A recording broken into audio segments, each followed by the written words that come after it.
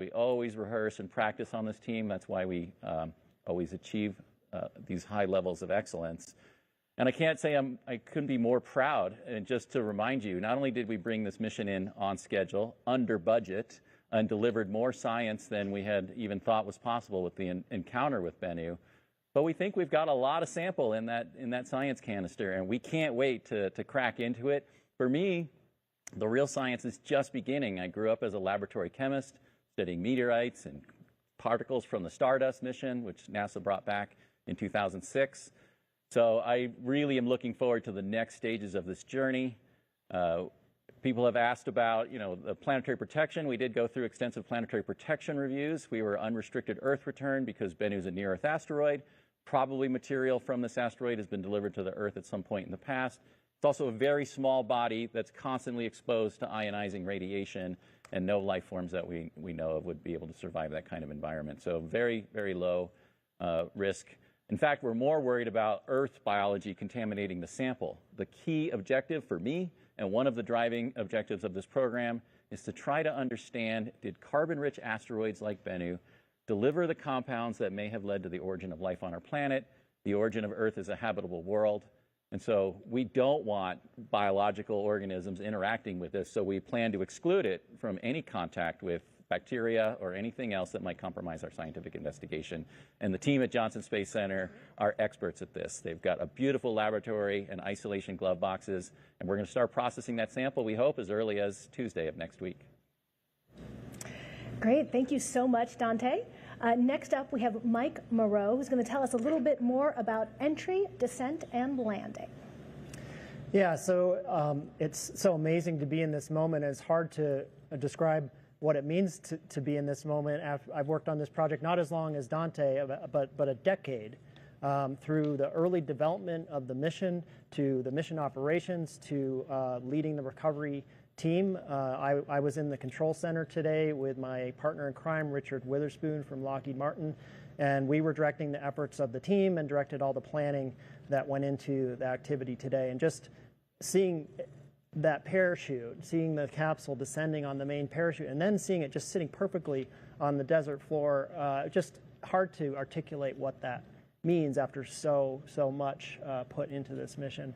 But I want to talk a little bit about what we saw in the operations room today. It started with the amazing job that our teammates out in Denver did, the Lockheed Martin and Kinetics Aerospace and Goddard people that were there operating the mission and targeting that Earth entry interface so precisely so that we could come down. That's magic, in my opinion, and I'm a navigator, but the precision with which they do that job is just incredible. And that's what got us to the start of today.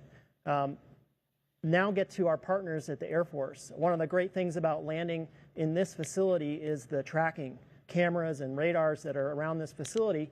The very first signal that we had that we were on track was from our Air Force counterparts when they said we had radar lock before we even reached the atmospheric interface.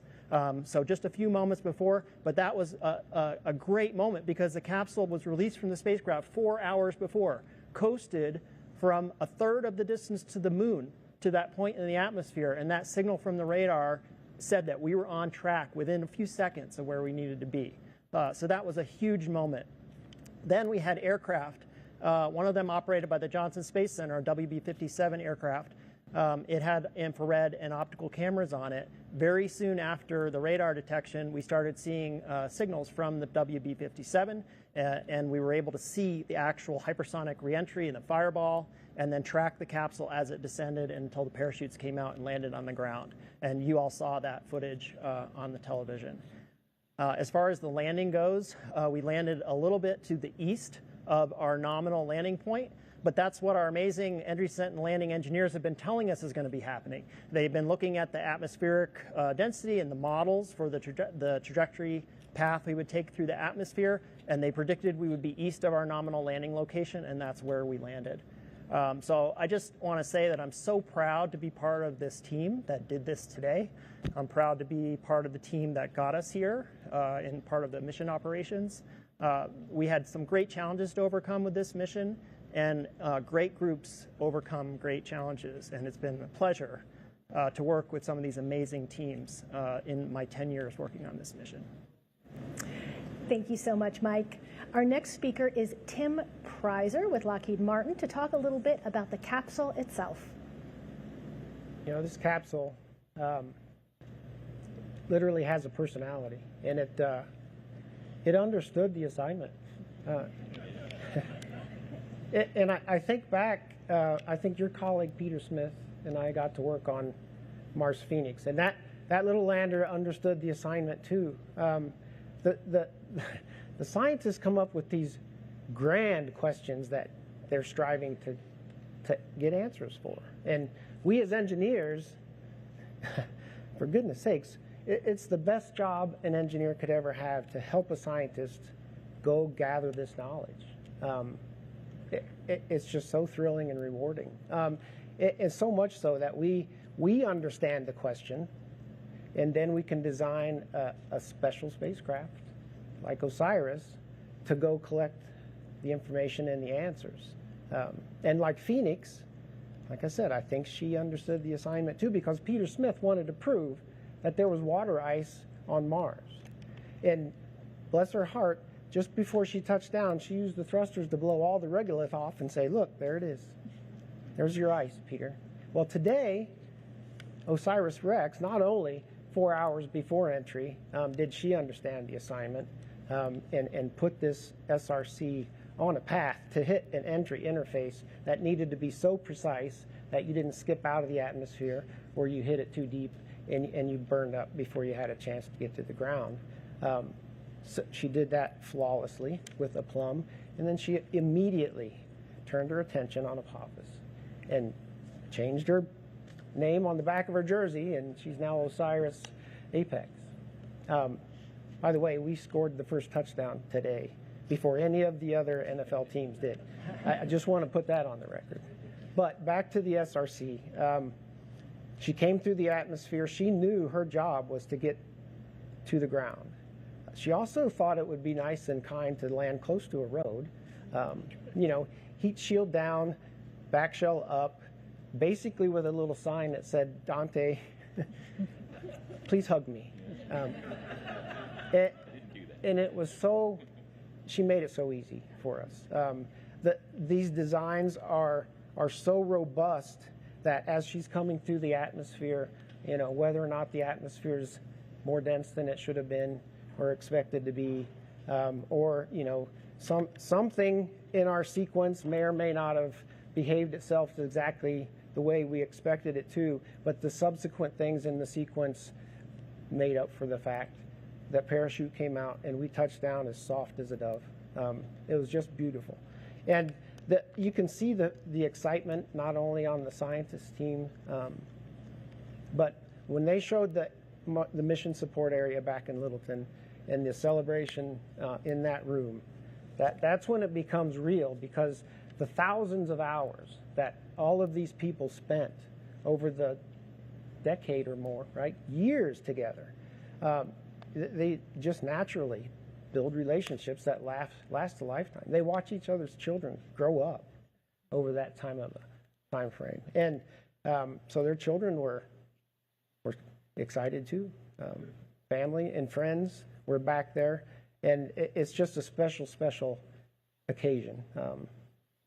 And in this case, I mean, when we land on Mars, we don't have a lot of opportunity to go collect the parachute, put it in a bag, and analyze it, grab the avionics so we can go troubleshoot and or understand how well or they behaved. We have our hands on the heat shield and the back shell, and we can prove that our predicts and our models either were spot on or we need to adjust them.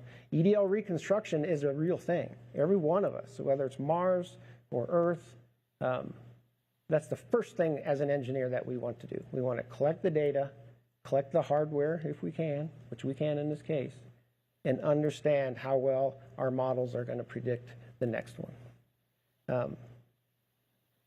I can watch this video from today over and over and over. It was just a beautiful thing. Thank you so much, Tim. Our final panelist is Eileen Stansberry, who is going to talk a little bit about what happens to the samples after they were recovered. Thank you very much. these samples are an amazing treasure trove for generations, but we currently have a team of spacecraft engineers, scientists, and curatorial personnel working right now in a temporary clean room here at Dugway to make the sample capsule ready for transport down to the Johnson Space Center so that we can open it up and reveal this treasure. The entry into the clean room has been has gone extremely well. They're processing the capsule, removing portions of the canister so that they can get a continuous flow of nitrogen into the sample canister to ensure that there is no contamination from Earth's atmosphere into that canister and maintain the pristinity of these samples so that the science team, 200 plus people all over the world, can start studying these samples. Once these samples are taken to the Johnson Space Center, we'll be able to start removing them, deintegrating the science canister, evaluating those samples, and providing them to the scientific community. I think that there's a quick video here of taking that the capsule into the clean room and being able to safe it and make sure that we retain an uncontaminated sample. As the stewards of the scientific integrity of these samples, the curatorial team at the Johnson Space Center is working hand in glove with the spacecraft engineering team and the science team to ensure that we are processing and handling this sample return capsule in a measured, methodical, well-choreographed sequence. And I'm happy to report that the sample canister was put on purge today, a little bit before 1 o'clock.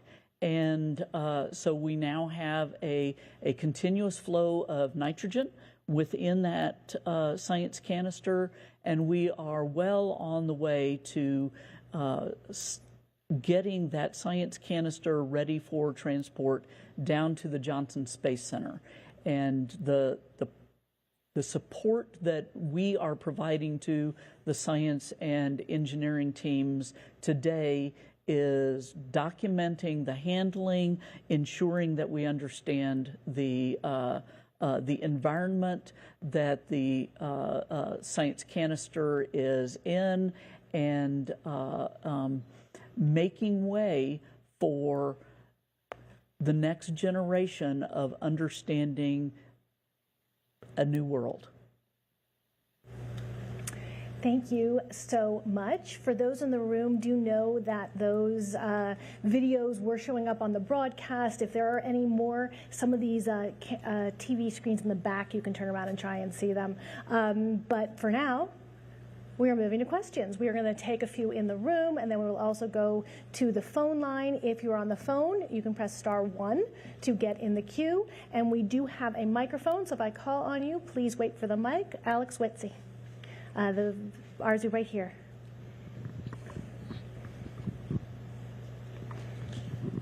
Hi, Alex Whitsey, Nature. For Dr. Stansbury, is there anything else you can say about sort of the condition of the capsule on the exterior, what it looked like when you opened it up, anything about patterns of wear, not erosion, but just more about the physical condition as you were going through it? When they took the back shell off, it was extremely clean on the inside. It was remarkably similar to prior to launch. Makes you wonder, did we actually open it up at some point? But I know we opened it up. I saw it in TAGSAM, and it was beautiful, clean, an extraordinary experience of seeing that the spacecraft itself must have worked extraordinarily well, that all of the engineering that went in to ensure that the science canister was going to remain clean did their job. All right, another question in the room. This gentleman in the green shirt here, please do identify yourself. And you have a mic coming over your shoulder here. Thanks very much. It's Ivan Semenek with the Globe and Mail in Canada. I just want to follow up on what Tim Preiser said about how maybe some things didn't go quite as expected, but then other things compensated and it all worked out. What were those things that didn't go as expected, and can you give us a sense of what some of the surprises may have been? I can tell you what we expected to happen.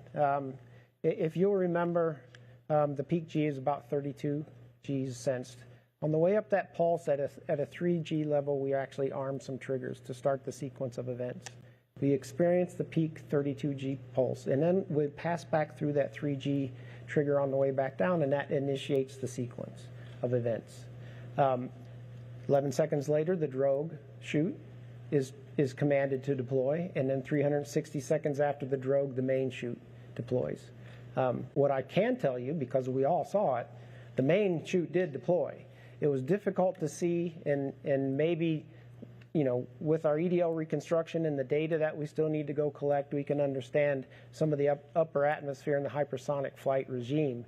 But at the end of the day, when that main chute deployed, it basically corrected any of the sins that may have happened ahead of it, because, you know, it was beautiful, it was on time. We hung under the chute for 5.5 minutes, just like we expected. And just like I said, touched down like a feather. Just to clarify, does that mean possibly the drogue chute did not deploy, or is it not clear yet? You want me to take that? Yes.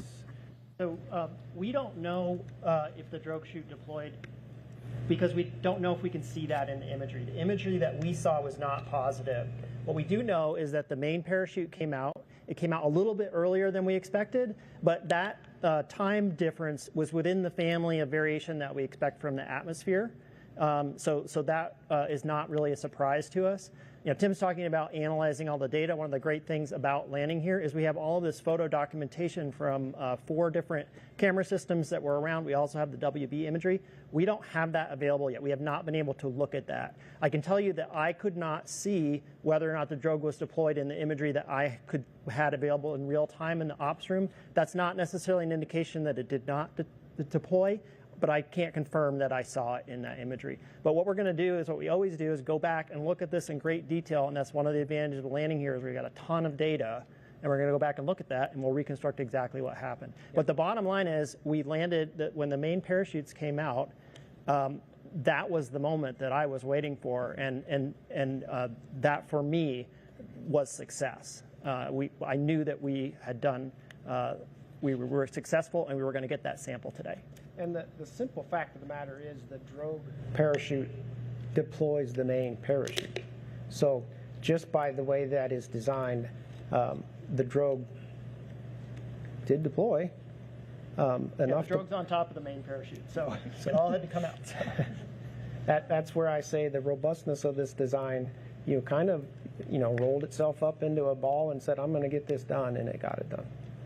Thank you so much. We are now going to go to 2 questions on the phone, and then I will come back to the room. Our first question on the phone is from Jeff Faust with Space News. Good afternoon. Question for Mike Moreau. You mentioned that the landing site was a little bit east of the center. How far off from the center was the landing, and was that entirely due to atmospheric variations or anything that might have happened with the parachute timing that caused that thing? I'll talk a little bit about this because it's really part of the amazing work that the team did. Our ellipse, our final ellipse that we were looking at today was something on the order of 12 by 30 kilometers. That's not exactly, but that's approximate. So that's a lot smaller than the planning ellipse we'd have, because as we got closer and closer, things have shrunk down. Where we landed was probably 8 kilometers or so to the east. I don't have the exact number, but it was on the eastern side of that ellipse. But our EVL team had been telling us for the last week or so they expected us to land to the east side of the ellipse, and that was based on looking at the actual forecasted atmospheric density and wind speeds and things would take us to the east. So I was really excited. I sent them a little screenshot of where I thought the landing was as soon as it was there, because I was like, wow, you guys were great. You told me exactly where it was going to land, and that's where it ended up. So I think you may have won the pool, by the way. All right, thank you very much. The next question from the phone line is from Bill Harwood with CBS News. Hey, thank you very much, and congratulations, everyone. 2 quick questions. One for Tim, just making sure I understand what you were just telling us. Are you saying the drogue definitely deployed, but you don't know if it inflated, or you just didn't see it visually? And for Dante, I'm just wondering what went through your mind the moment you heard that the main chute had deployed, or maybe you saw that with your own eyes. I mean, that must have been an amazing moment for you after all the years you put into this. Thanks. You go first. All right, yeah. We were in the helicopter waiting, and so all we got was the telemetry from our range control officer here at UTTR. So I didn't have all the cool video and things like that everybody else was seeing here, so I was really trying to hear through helicopter noise. And we heard passing through 100,000 feet, passing through 60,000 feet, and I was getting a little worried, for sure. I knew things were supposed to be happening on a nominal timeline, that I wasn't getting call-outs, but again, we could have just had radio dropouts there. And then we heard main chute detected, and I literally broke into tears. I mean, and I'm probably going to do it right now just thinking about it, because that was the moment I knew we made it home. And, you know, I'm weary at this point. I've been thinking about this and focusing on it, and all of my energy and all of my will has gone into making this thing a success. And I knew the moment the chute opened, that was it. We knew what to do from that point forward. There was no surprises left. And it was overwhelming relief, gratitude, pride, awe, and really trying to convince myself that I wasn't dreaming, that it was actually happening, that the chute was open, that the capsule was coming down, that we got that science treasure in hand. And it's the end of a journey and the beginning of a new one, because we're going into the atomic realm. We're going into the mineralogy, the chemistry, the organics, and the history of the solar system, which is what I signed up for all those years ago, was to do the laboratory investigation on this material. So I'm getting really excited about getting into the lab and really digging into these samples and answering all the questions that have come up before we launch, and especially from our encounter with Asteroid Bennu. A lot of surprises there, a lot of new science ideas came out of that, and that's driving our sample analysis plan right now. And Mike, about the drogue. Yeah, and relative to the parachute deploy, the clarity of the videos that we do have and have had a chance to look at, especially the high-speed one, coincidentally is very clear at about the time that parachute deployed, and we can see the drogue chute deploy it. So we know the drogue chute was out and it deployed the main chute at that point in time. What we need to do is continue to comb through the information, the data, the video that we do have, just to see if we can understand how much time ahead of that point we can confirm or not whether or not that drogue was out. Thank you so much. We have 2 people who've had their hands up for a while, this gentleman here, and then we'll go to the gentleman right behind him, and please identify yourselves. Yes. Thank you and congratulations. Chris Kokinos with Astronomy Magazine. I have a 2-part question for you, Dante, one scientific and one personal. Is there anything that you can tell from how the sample return canister was behaving, I guess you would say, as you were moving it, or the nitrogen flow that might tell you anything about the status of the sample inside? I know you had mentioned before it might be just highly pulverized. Is there any sense of that at this point, or you just have to wait until you open it? And then you said you were weary. When and where do you get a chance to just, like, I don't know, take a hike in the desert, go in the Tucson Mountain? When do you get a chance to just, like, take a breath and reflect and kind of rejuvenate a little bit? Thank you. So we don't have any information about the nature of the return sample at this point. This capsule weighs 50 kilograms. We think we have 250 grams of sample inside there, so you really wouldn't be able to tell anything. And they wouldn't let me shake it like a kid in Christmas trying to see what I can hear inside there yet. So, and they probably won't let me do that, right, Eileen? So I have to be patient, and I'm really exercising patience. I understand we need to go methodically, systematically through the hardware. We have a very well-defined procedure. The curation team knows the importance of getting sample out to the science as quickly as possible while maintaining the integrity of the collection, and I'm fully on board with that.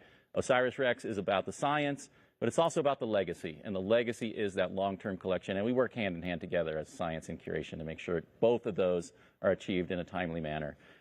In terms of when I get to relax, that's a good question. We got a busy week ahead of us. We're flying to Houston tomorrow morning at the crack of dawn, so not tomorrow. And then Tuesday morning, we hope we get that canister open.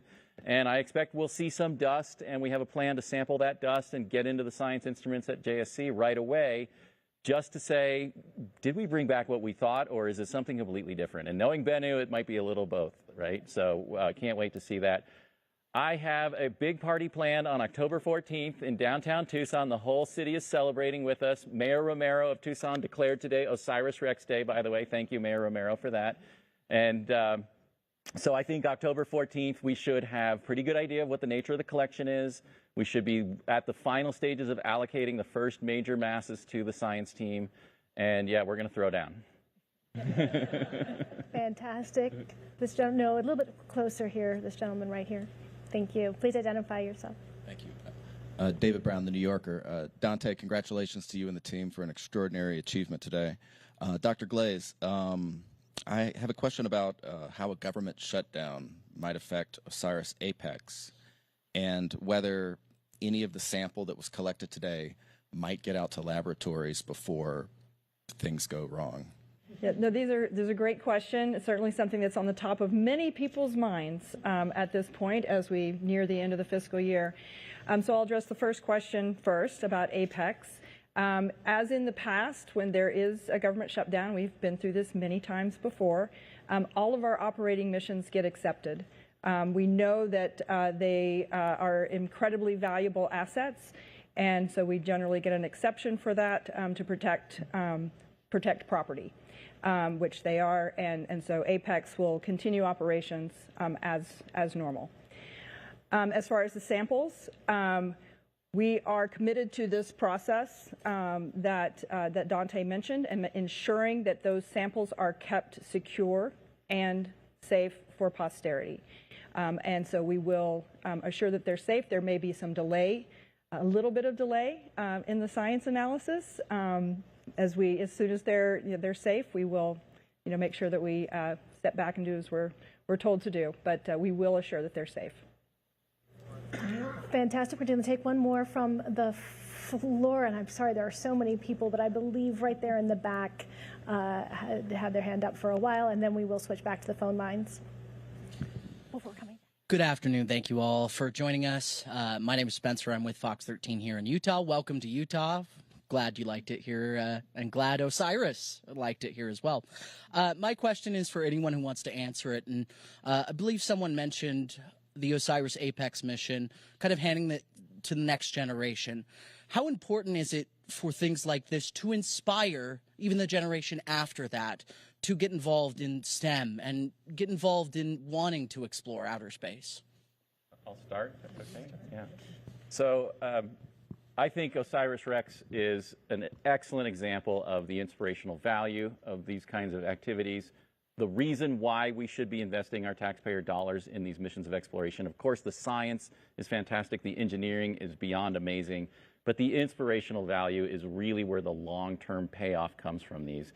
I started out as a young, naive assistant professor in 2004 when my mentor, Mike Drake, believed in me, brought me in as his deputy, and together we worked for 7 years to come up with a mission concept that was credible and that the agency felt like they could invest in with the right amount of scientific return.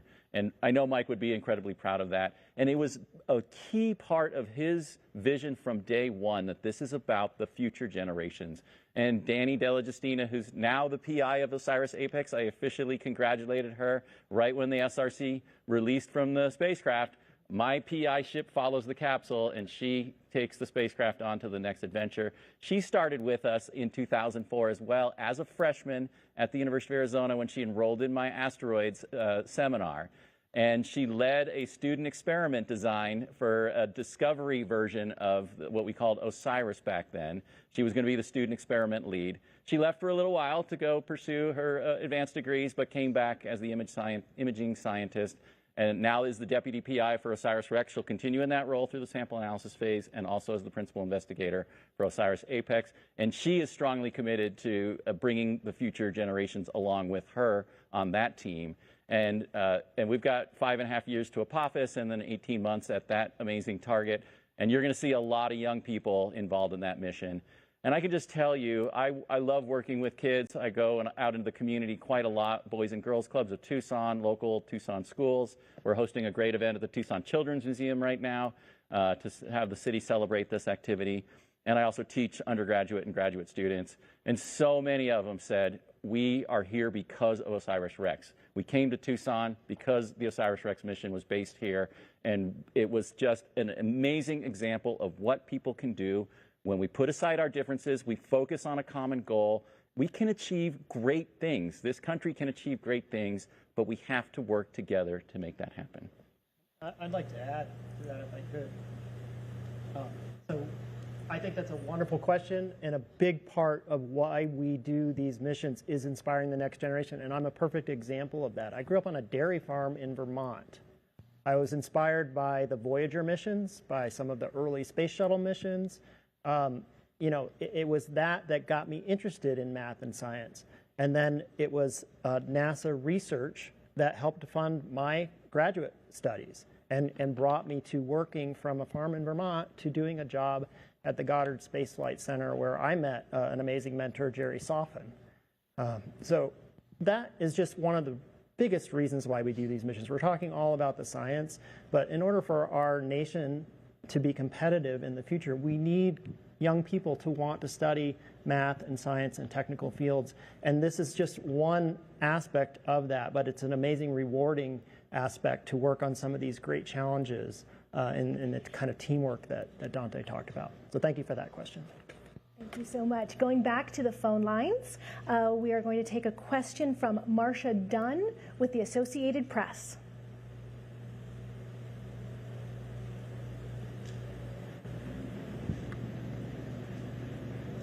Not hearing you yet, Marcia.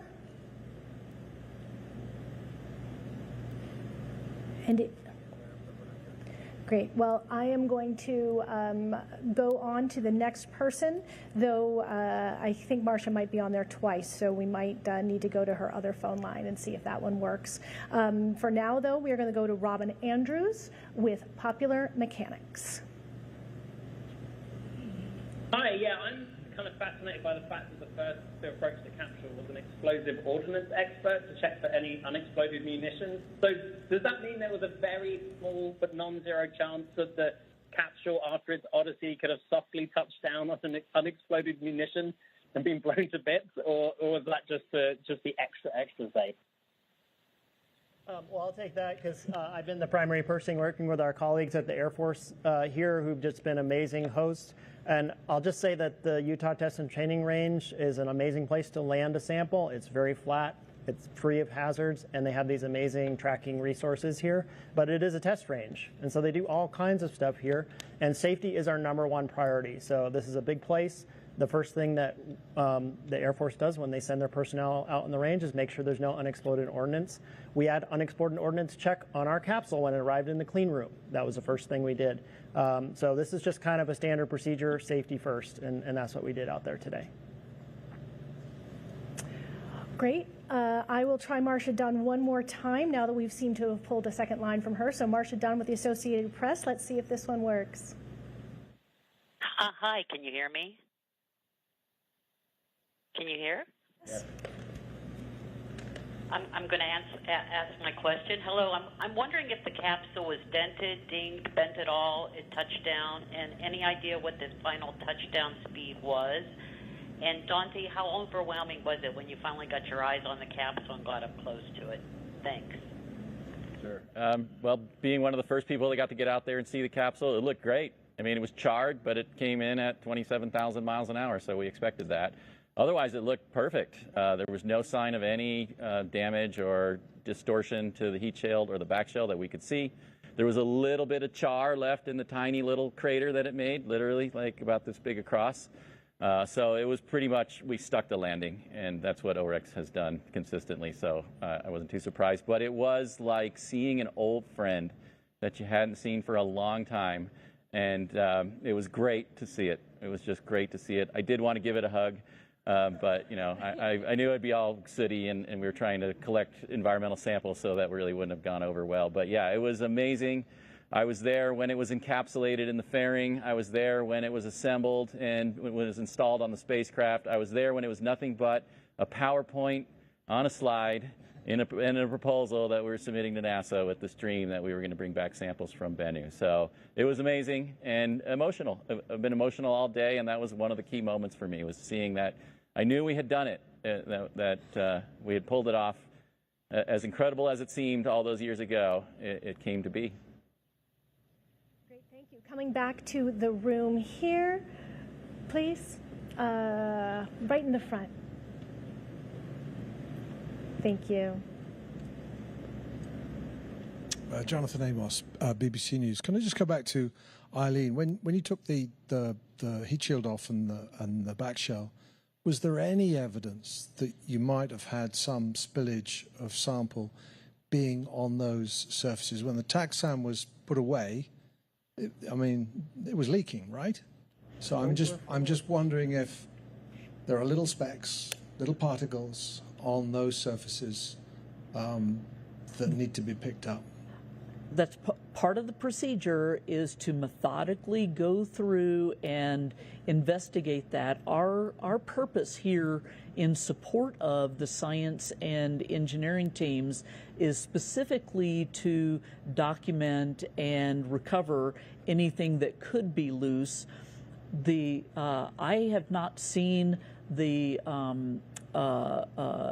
air shell portion taken off, but when I was over there in the clean room, back shell was removed, and there wasn't anything optically visible from the exterior of the clean room. My team is working in the clean room in concert with the Lockheed Martin engineers and the science team, ensuring that we document and recover anything that could have spilled out. But at the time I saw it, there was no evidence of that. They're still working in the clean room this afternoon. So there is still a possibility that there could be some of those samples. They will be documented and recovered and put into containers to be brought to the Johnson Space Center, just like the science canister, to make them available to the scientific community. That's part of the process. We're not yet through that process. Great, thank you so much. Again, one more from the floor. Also in the front row, here, this woman on the aisle. The microphone is coming around as quick as it can. Oh, in the front row on the aisle here. Thank you. Howdy, Allison McGraw, Texas A&M University. Sounds like the range of grain sizes may not be known in the canister yet, but could somebody speculate on how this could enhance thermal inertia or modeling of asteroid surfaces? Sure, I'll take that. That's one of the key scientific objectives for our sample analysis program, is to characterize the thermal properties. When we were at the asteroid, and when we were even before that through our telescopic astronomical campaign, we had tracking data on this asteroid back to 1999, all the way through departure in 2021, so a fantastic baseline. And we did see thermal effects, the Yarkovsky effect, which I know you're an expert in, causing a decrease in the orbital velocity and therefore the semi-major axis of the asteroid. So absolutely, we have Dr. Andy Ryan at the University of Arizona who leads the Physical and Thermal Analysis Working Group. We have partners in Japan, partners in Canada, as well as some special laboratory equipment that we've designed right at the University of Arizona to measure thermal conductivity, thermal skin depth, and bulk density and other key parameters that will feed into understanding the thermal inertia, allowing us to do an even better job of constraining the energy balance in the regolith of the asteroid, which is one of the top science objectives. It's called out in our level 1 requirement to do that, actually. So yeah, it's a big part of our program and feeds into the planetary defense initiatives because these kinds of parameters really influence future trajectories of these objects. So if you want to have an accurate prediction of where they're going to be in the future, you can't just rely on Newton's laws, even Einstein. You still have to go to the thermal properties and Yarkovsky to really get a complete solution. Great, thank you so much. We are going back to the phone lines. Our next call is from Nell Greenfield Boyce with National Public Radio. Hey, thanks for taking my question. This is for Dante. So the first thing you guys might be able to look at is dust, on the outside of the canister or the sample container, the collection device that's inside the canister. What tests will be done on the dust, and what will you be able to tell from it? Like, what will be the first things you learn that we should know in the next few days? Yeah, we have a great suite of analyses planned. We call this our Tiger team for a quick look analysis of the sample. There's some great instruments right there at Johnson Space Center. We'll be doing, and I'll get a little technical here, but Fourier transform infrared spectroscopy, which will give us a pretty quick assessment of the range of minerals that we see in there. We have scanning electron microscopy and energy dispersive spectroscopy. Scanning electron microscopy with energy dispersive spectroscopy to give us elemental abundances. We'll be sending some of the material to our partners at the Natural History Museum in London, who are experts in X-ray diffraction and characterizing bulk mineralogy using that material. So what we're really looking for is what hypothesis 1, and if you're interested, I posted the sample analysis plan on archive.org, so anybody can download it. It's free to all. It's about 300 pages, so just get ready. If you're really wanting to dig into that, it's quite an engrossing read, I think. And it'll lay out hypothesis 1, which is, did we accurately characterize the bulk mineralogy and chemistry of the surface of the asteroid? i.e., did our remote sensing instruments work, and did our data processing lead us to the right conclusions? So I'm going to be looking for the basics. Are there clay minerals there? Are there carbonate minerals? Are there organic molecules? Do we see the iron oxides, the other things that we predicted on the asteroid surface? I'm sure there's going to be surprises in there. Once you get into the dust scale, you'll probably start to see a wide level of diversity, but it's kind of like a sneak peek of what might be in store for us. We don't know if the dust, what we call the fines, there's intermediates, coarses, and large stones. There might be variations in mineralogy and composition by particle size. The larger ones may be more robust to disaggregation, and the loose stuff, like the one we crushed when we tagged the surface, may be preferentially in the fine-grained component. So it really is to give us a sense of what are we dealing with. Are we way out of the box in terms of what we built this big plan around, or does it look like, yeah, we got it pretty close, there's some surprises, but we can still continue with the sample analysis plan that we laid out? All right, our next question is also from the phone line. Stephen Clark with Ars Technica.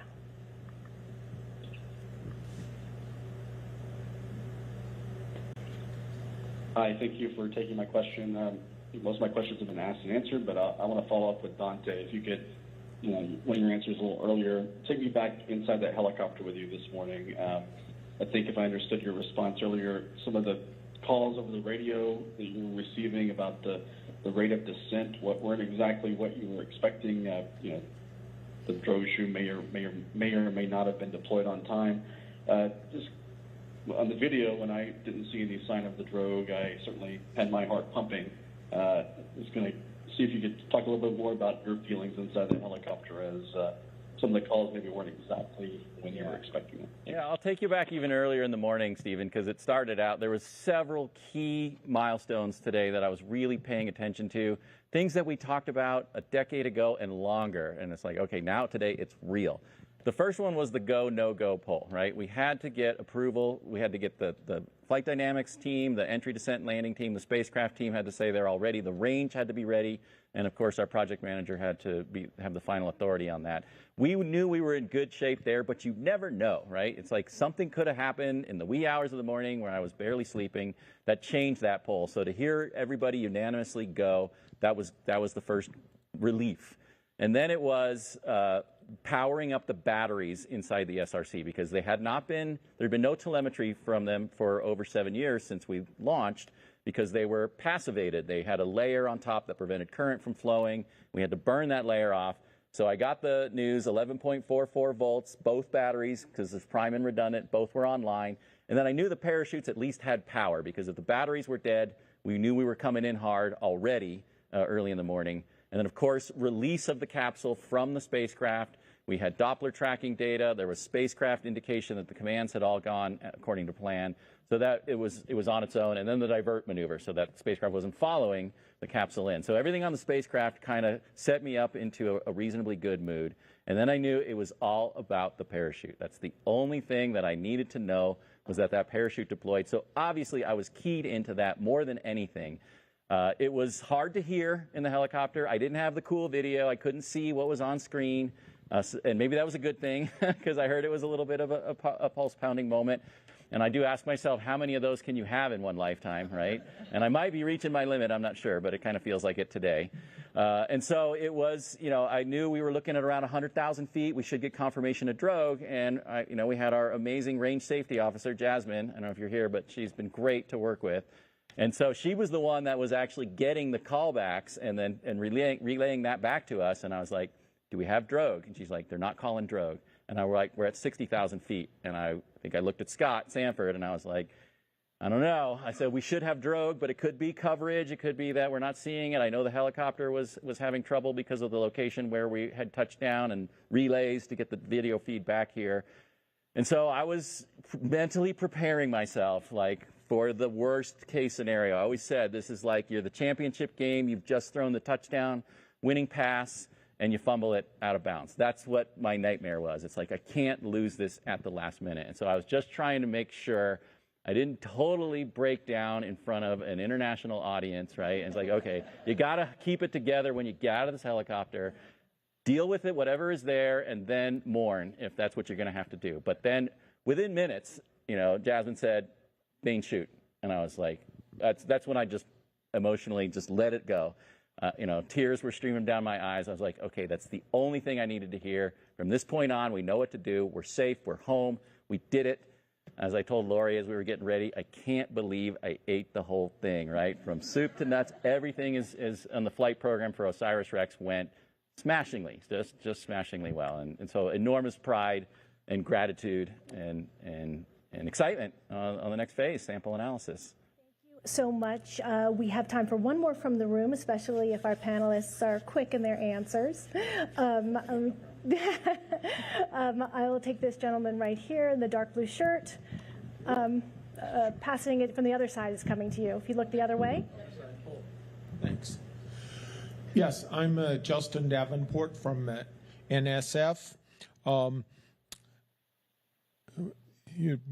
Bennu is a carbonaceous asteroid, and we now have samples from several asteroids. Which type of asteroid does the scientific community want in the future? Which type of asteroids are you looking at for the next sample return mission? Well, I can tell you my personal preference, which is and it's a decadal survey priority. It's comet sample return, right? The next big small body sample return challenge is comet sample return, right? Because the one thing that we're not getting with carbonaceous asteroids are the volatiles, the things that make ices. And those are critical, especially with these icy surfaces getting irradiated. Lots of interesting organic molecules can form under those environments. So we've been working as a team, and these things, you got to stick with them to get a comet sample return mission credibly proposed to NASA at the next, we hope, New Frontiers opportunity. We think we'll be really competitive in that environment. So I am sorry we don't have time for more questions. For those who didn't get their questions answered, please do write an email in, and we will try to get your questions answered. Stay tuned. You can follow the rest of the mission at nasa.gov/OSIRIS-REx, and we will have more information soon about leaving tomorrow on the C-17, which is parked just outside, to get those samples to Houston. We're going to end with some highlights. Entry was at EO milestone. SRC is experiencing maximum heating and maximum deceleration. So you just heard right there, we're experiencing that 5,000 degree Fahrenheit maximum heating. EO milestone. We have confirmed parachute deployment. Wow. And after an exhilarating streak across Earth's atmosphere, we have parachute deployment. You can see just a sigh of relief from the team. I can hear some applause here. The team on the WB-57 doing a EO great job. milestone. We have touchdown. I repeat, EO. SRC has touchdown. And touchdown of the OSIRIS-REx sample return capsule. A journey of 1 billion miles to asteroid Bennu and back has come to an end, marking America's first sample return mission of its kind and opening a time capsule to our ancient solar system.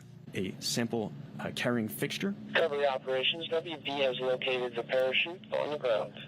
You just heard that confirmation from that high altitude plane locating that